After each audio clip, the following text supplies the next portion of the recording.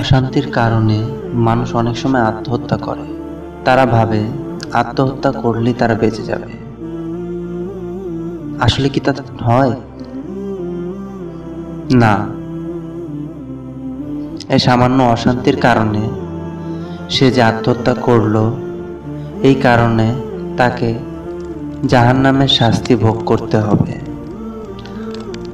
নবী সাল্লাল্লাহু আলাইহি ওয়াসাল্লাম বলেছেন, কেউ কোনো জিনিসের দ্বারা আত্মহত্যা করলে জাহান্নামের আগুনে তাকে ওই জিনিস দিয়ে শাস্তি দেওয়া হবে।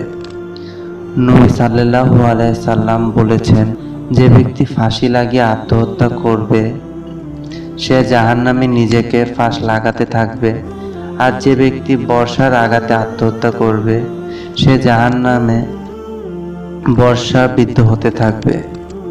জাবির ইবনু সামুরা রাদিয়াল্লাহু আনহু বলেছেন, কোনো এক লোক আত্মহত্যা করলে রাসূল সাল্লাল্লাহু আলাইহি সাল্লাম তার জানাজা আদায় করেননি।